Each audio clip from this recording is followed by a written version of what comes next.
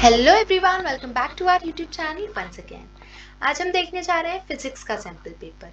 आप सभी को पता है कि आपका टाइम जो एग्ज़ाम का है वो 3 आवर्स से बढ़ के 3.5 घंटा हो गया है और आपका जो मार्क्स है वो टोटल मार्क्स है 70 मार्क्स। ठीक है, अब यहाँ पर आपको सबसे पहले पेपर पैटर्न ऑफ फिजिक्स देखना है जो ऑलरेडी हमने अपलोड कर दिया है। डिस्क्रिप्शन में लिंक मिल जाएगी और प्लेलिस्ट में भी अवेलेबल है, जाकर चेक कर सकते हैं। तो ये जो फिजिकल कांस्टेंट्स आपको दिख रहे हैं ये आपके बोर्ड एग्जाम्स में भी मिलेंगे। आपको फिजिक्स के पेपर में आपको ये फिजिकल कांस्टेंट की वैल्यूज मिलेगी। ठीक है, सो उसका टेंशन नहीं लेना है आपको। अब यहाँ पर आपसे एक रिक्वेस्ट करना चाहूंगी कि आप सबसे पहले तो हमारा पेपर प्रेजेंटेशन का वीडियो देखिए फिजिक्स का, और पेपर पैटर्न का वीडियो देखिए, उसके बाद ये वीडियो को स्टार्ट करिए देखना। अब यहाँ पर पेपर ये जो सैंपल पेपर मैं आपको बता रही हूँ, आप बोलोगे कि मैम हमारा पढ़ के नहीं हुआ है, हम ये सैंपल पेपर कैसे सॉल्व करें। तो देखो बच्चा, मैं इसलिए ये वीडियो बना रही हूँ कि आप जो है इस सैंपल पेपर को देखो और रियलाइज करो कि किस टाइप के क्वेश्चंस आते हैं बोर्ड एग्जाम में। जो पेपर सेटर है उसका वो किस तरह से क्वेश्चन को मॉडिफाई करता है। आपके एक्सरसाइज में जो क्वेश्चन है वो आते हैं, गारंटीड आते हैं, लेकिन उन सारे क्वेश्चंस को इस तरह से मॉडिफाई करते हैं ना, मतलब वही चीज पूछते हैं लेकिन घुमा फिरा के, है ना। खिलाना उनको दाल चावल ही है, लेकिन उसको बोल देंगे कि दाल खिचड़ी है ना। खा हम दाल चावल रहे हैं लेकिन नाम तो दे दिया है दाल खिचड़ी। तो वही बात होगी कि क्वेश्चन अलग पूछा है लेकिन आंसर सेम है। जो पहले का हमने जो पहला क्वेश्चन था वही क्वेश्चंस को मॉडिफाई करके दिया है, लेकिन उसका आंसर तो सेम ही रहेगा। समझ में आ रही है बात? Let's start. सेक्शन ए में आपको क्या पूछा है? आपको पूछा है एमसीक्यू। अब यहाँ पर आप क्या करोगे, जैसे अगर आपको न्यूमेरिकल पूछे हैं, देखो यहाँ पे जो फर्स्ट वाला है, the adiabatic constant for polyatomic molecules having f vibrational mode is। अब यहाँ पर आप आंसर कैसे लिखोगे? सपोज करो कि वन सेकेंड सॉरी, यहाँ पर आपको डी वाला करेक्ट ऑप्शन दिया है, तो आपको ऑप्शन नंबर भी लिखना है प्लस आंसर भी लिखना है। अगर आप सिर्फ ऑप्शन नंबर लिखते हो, आंसर नहीं लिखते, आपको मार्क्स नहीं मिलेगा। सिर्फ आंसर लिखते हो, ऑप्शन नंबर नहीं लिखते, आपको मार्क्स नहीं मिलेगा। इसका मतलब क्या हुआ कि आपको दोनों भी चीज लिखनी है। ठीक है, सो आपको यहाँ पर अगर न्यूमेरिकल आता है, जैसे यहाँ पर आपको एग्जाम्पल में दिया होगा, ये जो 10th वाला है वो न्यूमेरिकल है, तो यहाँ पर आपको सॉल्व नहीं करना, आपको डायरेक्ट रफ में सॉल्व करना है और डायरेक्ट आंसर लिखना है। सॉल्व करोगे वहां पर तो भी आपको मार्क्स नहीं दिया जाएगा, आपको करेक्ट आंसर के लिए ही मार्क्स दिया जाएगा। क्वेश्चन नंबर 2 1 मार्क्स के लिए पूछा जाता है। यहाँ पर देखो, define the SI unit of magnetic induction from Lawrence force. यहाँ पर डिफाइन क्या करने के लिए बोला है? एसआई यूनिट किसकी? Magnetic induction. कहाँ का? लॉरेंस फोर्स का। तो जो पूछा है वही लिखना है। कुछ बच्चे क्या होंगे, एसआई यूनिट लिखने लगेंगे, लेकिन बच्चा यहाँ पर डिफाइन करने के लिए बोला है। ठीक है, सो समझो पहले क्वेश्चन को, उसके बाद लिखो। अब यहाँ पर क्या बोला? Obtain the dimension of surface tension. अब यहाँ पर बोला है कि सरफेस टेंशन का डायमेंशन ऑब्टेन करो, मतलब निकालो। तो यहाँ पर कुछ ऐसे बच्चे होंगे जो सरफेस टेंशन की डेफिनेशन लिखने लगेंगे। नहीं, वो हमको रिक्वायर्ड ही नहीं है, हमको सिर्फ मतलब है तो ये डायमेंशन से मतलब है, उसके लिए हमको 1 मार्क्स मिल रहा है।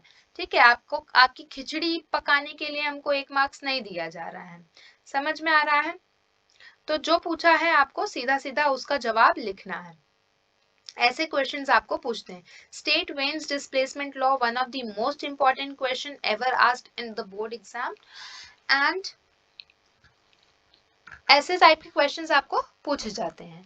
यहाँ पर आपको न्यूमेरिकल भी पूछा जाएगा, आपको थ्योरी भी पूछी जाएगी। जो चीज मैंने आपको एक्सप्लेन की है पेपर पैटर्न वाले वीडियो में बहुत अच्छी तरीके से, मैं रिपीट नहीं करूंगी बिकॉज हमारा वीडियो काफी लंबा हो जाएगा अगर मैं फिर से रिपीट करने गई। सेक्शन बी में आपको 8 क्वेश्चन अटेम्प्ट करने हैं। आपको क्वेश्चन नंबर 3 से क्वेश्चन नंबर 14 तक आपको दिया जाता है सेक्शन बी में। एक क्वेश्चन 2 मार्क्स कैरी करता है। इसमें आपको न्यूमेरिकल्स भी मिलते हैं। अब काफी बच्चे मुझसे पूछते हैं फिजिक्स में कि मैम कितने मार्क्स का न्यूमेरिकल आता है, तो 10 से 15 मार्क्स का न्यूमेरिकल आता है विद ऑप्शन। ठीक है, सो अगर जो बच्चे ने अभी पढ़ाई नहीं की है या फिर बहुत ज्यादा डर लगता है, बहुत ज्यादा फोबिया हो रखा है उसको न्यूमेरिकल का, नंबर से बहुत डर लग रहा है, फिर से मैथ्स ड्रॉप करके रखी है, तो अगर वो न्यूमेरिकल नहीं भी करता है तो इट्स ओके। बट जिस बच्चे का प्रिपरेशन हो गया है तो मैं आपको कहूंगी कि न्यूमेरिकल करो। न्यूमेरिकल करने का एक फायदा क्या होता है, देखो क्वेश्चन नंबर 3 जो है आपको बताया है, क्वेश्चन नंबर 3 मैं आपको एक्सप्लेन करती हूँ और उसी के साथ मैं आपको बताऊंगी कि फायदा क्या है न्यूमेरिकल का करने का।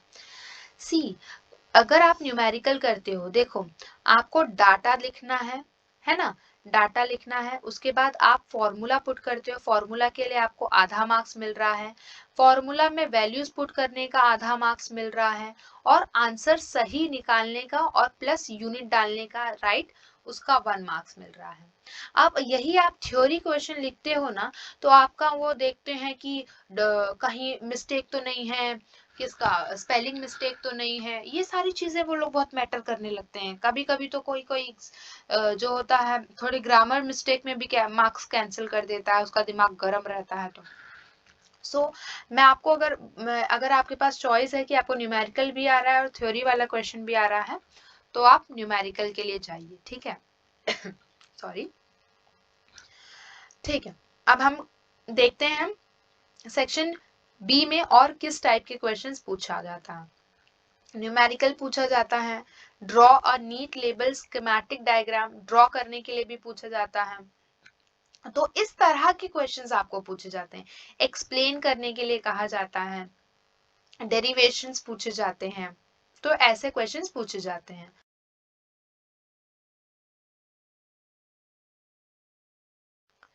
यहाँ पर देखो क्वेश्चन नंबर 13 देखो, state the factors on which the total energy, मतलब फैक्टर्स भी पूछे जा रहे हैं, मतलब हर एक चीज आपको इंपॉर्टेंट है। ऐसा ऐसा क्वेश्चन बनाते हैं ना उन लोग, क्या बताओ, हर एक चीज इंपॉर्टेंट है आपके लिए। सेक्शन सी में आपको 8 क्वेश्चन अटेम्प्ट करने हैं, आपको क्वेश्चन 15 से 26 तक आपको अवेलेबल है। यहाँ पर एक क्वेश्चन 3 मार्क्स कैरी करता है, यहाँ पे आपको थोड़े से लेंथी क्वेश्चंस मिलेंगे क्योंकि 3 मार्क्स कैरी कर रहा है। तो आपको इधर न्यूमेरिकल्स मिलेगा, फिर डेरिवेशन आपको देखो यहाँ पर मिल रहा है, डिफाइन करना बोल रहा है एंड गेट, फिर उसका लॉजिकल सिंबल देना, डिफाइन करोगे 1 मार्क्स मिलेगा, लॉजिकल सिंबल दोगे 1 मार्क्स मिलेगा, बुलियन एक्सप्रेशन और ट्रुथ टेबल के लिए 1 मार्क्स मिलेगा। मतलब यहाँ पर ऐसे डेफिनेशन के लिए 1 मार्क्स दिया जा रहा है, लॉजिकल सिंबल और बुलियन एक्सप्रेशन के लिए 1 मार्क्स दिया जा रहा है, लॉजिकल सिंबल के लिए आधा, बुलियन एक्सप्रेशन के लिए आधा, और ट्रुथ टेबल के लिए 1 मार्क्स दिया जा रहा है। तो ऐसे 3 मार्क्स दिए जा रहे हैं। ठीक है, अब यहाँ पर देखिए, आपको मैं यहाँ पर देखो, हर एक चीज का जब न्यूमेरिकल आप सॉल्व करते हो तो वहां पर आपको कुछ स्टेप्स फॉलो करने होते हैं। सबसे पहले आप लिखते हो गिवन, फिर लिखते हो टू फाइंड, उसके बाद टू फाइंड लिखते हो, टू फाइंड लिखने के बाद फॉर्मूला लिखते हो, फॉर्मूला लिखने के बाद सॉल्यूशन लिखते हो, और आखिर में आप जो आंसर आपको मिला है उसको वर्ड फॉर्म में लिखते हो। समझ में आया? तो ये स्टेप से आपको न्यूमेरिकल सॉल्व करना है, क्योंकि हर एक स्टेप का आपको मार्क्स मिलता है, आधा आधा मार्क्स करके 3 मार्क्स वो बनाते हैं। ठीक है, देख लेते हैं क्वेश्चन नंबर 18, हम देखते हैं। ठीक है, एक सेकेंड, मैं आपको जस्ट दिखाती हूँ। क्वेश्चन नंबर 18 जो हमारा न्यूमेरिकल था, देखो कैसे मार्क्स का डिस्ट्रीब्यूशन किया है इन्होंने। क्वेश्चन नंबर 18 देखो, डाटा लिखा, फिर जो है क्या फाइंड करना है वो लिखना है, उसके बाद सॉल्यूशन में लिखना है, और उसके लिए आपको 1 मार्क्स मिलता है जो आपने फॉर्मूला लिखा है, फॉर्मूला में आपने वैल्यूज पुट की हैं, उसके लिए आपको 1 मार्क्स मिल रहा है, आपने आंसर सही निकाला है प्लस करेक्ट यूनिट, आपको 1 मार्क्स मिल रहा है। ऐसे आपको 3 मार्क्स मिलते हैं। ठीक है, अब आगे देखते हैं क्या है, एक सेकेंड, यस, अब देखते हैं सेक्शन सी में आपको और कौन से क्वेश्चंस मिल रहे हैं ऑब्टेन करने के लिए, फिर डिस्कस एनालिटिकली, ठीक है। फिर यहाँ पर अन आइडियल मोनोएटॉमिक, मतलब कुछ कंडीशंस दे दी जाती हैं, उससे आपको कुछ डेरिवेशन निकालने के लिए कहते हैं हम लोग। कैलकुलेट द मोमेंटम, फिर यहाँ पर आपको दिया है ये जो 11 चैप्टर का है मैग्नेटिक मटेरियल्स का, ठीक है, मैग्नेटिक मटेरियल्स का दिया है आपको न्यूमेरिकल। यहाँ पर explain with a neat circuit diagram, neat circuit diagram के लिए 1 मार्क्स मिलेगा। How you will determine the unknown resistance, उसके लिए आपको 2 मार्क्स मिलेंगे। समझ में आया? मतलब डायग्राम को 1 मार्क्स, एक्सप्लेनेशन को 2 मार्क्स, ऐसे 3 मार्क्स हो गए। फिर उसके बाद देखो सेक्शन डी में क्या बताया है, कोई भी 3 करने हैं, 5 आपको दिए रहते हैं विद ऑप्शन। अब देखो यहाँ पर मैंने जैसे बताया था कि जैसे एक मेन क्वेश्चन है, क्वेश्चन नंबर 27 फॉर एग्जांपल, उसके अंडर आपको 2 क्वेश्चन पूछे जाएगा, उसमें से एक क्वेश्चन थ्योरी वाला रहेगा और दूसरा क्वेश्चन आपको न्यूमेरिकल पूछा जाएगा। तो यहाँ पे देखो फर्स्ट, और ये दोनों भी क्वेश्चंस सेम ही चैप्टर से पूछा जाएगा, तो बच्चे 1-2 चैप्टर स्किप करेंगे तो भी चलेगा। इंपॉर्टेंट चैप्टर्स वाली वीडियो आप जरूर देखें, मैं आपको रिकमेंड करूंगी। Prove that the average kinetic energy per molecule of an ideal gas is 3/2 kBT। ये आपको थर्ड चैप्टर से है, 2 मार्क्स के लिए पूछा गया है, ठीक है, काइनेटिक एनर्जी एंड रेडिएशन वाले चैप्टर में से है। फिर बी वाला जो ऑप्शन है, बी वाला जो क्वेश्चन है वो भी सेम चैप्टर से है, थर्ड चैप्टर से, और ये न्यूमेरिकल है, मतलब 2 मार्क्स के लिए आपको प्रूफ पूछा है और 2 मार्क्स के लिए आपको न्यूमेरिकल पूछा है। Question number 28, state and prove the theorem of parallel axis, हमने अपने इंपॉर्टेंट क्वेश्चन वाली सीरीज में ये दिया भी है फिजिक्स के, बहुत इंपॉर्टेंट क्वेश्चन है, हमेशा 4 मार्क्स के लिए पूछा जाता है।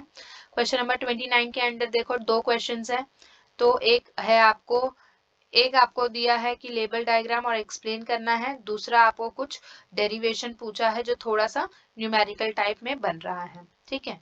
यहाँ पर क्वेश्चन नंबर 30 आपको क्या पूछा है, क्वेश्चन 30 आपको पूछ रखा है कि state the principle of working, principle of working of a transformer पूछा है, डिस्क्राइब द कंस्ट्रक्शन, कैसे, देखो यहाँ पर ये दिया होगा, आपको मैं बताती हूँ कैसा इसका मार्किंग स्कीम है। क्वेश्चन नंबर 30 का देखो, प्रिंसिपल आपने लिखा, आपको आधा मार्क्स मिल रहा है। कंस्ट्रक्शन आपने लिखा, आपको इस पॉइंट का, मतलब कंस्ट्रक्शन के फर्स्ट पॉइंट का आधा मार्क्स, कंस्ट्रक्शन के सेकंड पॉइंट का आधा मार्क्स, कंस्ट्रक्शन के थर्ड पॉइंट का आधा मार्क्स, और फिर उसके बाद क्या है, फोर्थ पॉइंट के लिए आधा मार्क्स। तो ऐसे आधा आधा करके 2 मार्क्स हो गया, और एक प्रिंसिपल का मार्क्स कितना हो गया, 2, 3 मार्क्स हो गया, और इस डायग्राम के लिए हाफ मार्क्स, ठीक है, और ये पूरा कंक्लूजन के लिए हाफ मार्क्स, और यहाँ पर अभी आपको हाफ मार्क्स दिया, सॉरी प्रिंसिपल के लिए हाफ मार्क्स था, तो इस तरह से आपको 4 मार्क्स हो गए, मतलब प्रिंसिपल के लिए आधा मार्क्स, और फिर इसके 4 कंस्ट्रक्शन के 4 पॉइंट्स के लिए आधे आधे मार्क्स, ठीक है, हो गए 2.5 मार्क्स, एक आधा मार्क्स आपको डायग्राम के लिए हो गया 3 मार्क्स, और फिर इस पॉइंट के लिए आधा मार्क्स, मतलब जो आप फॉर्मूला लगा रहे हो उसका आधा मार्क्स, और जो आप पूरा कंक्लूजन निकाल रहे हो, आप फॉर्मूला गेन कर रहे हो, डिराइव कर रहे हो, उसके लिए आधा मार्क्स, तो ऐसे 4 मार्क्स आपको डिवाइड करके दिया है। अब यहाँ पर भी देखो कैसा है, ये जो आपने फॉर्मूला लिखा उसके लिए हाफ मार्क्स आपको दिया है, सेकेंड वाला फॉर्मूला आपने बनाया उसके लिए हाफ मार्क्स दिया, मतलब जो इंपॉर्टेंट स्टेप्स हैं उसको आपको मिस नहीं करना है, मतलब घाई घाई में आप लिखते हो और फिर आप मिस कर जाते हो, तो इसलिए आपका मार्क्स हाफ हाफ कट जाता है, और वो हाफ हाफ मार्क्स बाद में जाकर 1 मार्क्स बन जाता है, तो बहुत अपने को खलता है, ठीक है। सो ऐसा था फिजिक्स का सैंपल पेपर जो मैंने आपके साथ डिस्कस किया। इससे आपको यही मदद मिलेगी कि आप समझ पाओगे कि किस टाइप का क्वेश्चन और क्या डिफिकल्टी लेवल हो सकती है, समझ में आया। और इसको ज्यादा से ज्यादा ट्राई करें सॉल्व करने का, ये हमारे टेलीग्राम ग्रुप पे अवेलेबल कर देंगे, हम अपलोड कर देंगे, आप वहां से डाउनलोड कर सकते हैं, उसकी लिंक आपको डिस्क्रिप्शन बॉक्स में मिल जाएगी, फटाफट से ज्वाइन कर लीजिए। अगर कोई भी डाउट है, कुछ भी आपको जरूरत है, तो आप मुझसे शेयर कर सकते हैं हमारे कमेंट सेक्शन में, और मैं आपके साथ हूँ, और हमारी ऑनलाइन शाला की पूरी टीम आपके साथ है। So thank you very much and all the best.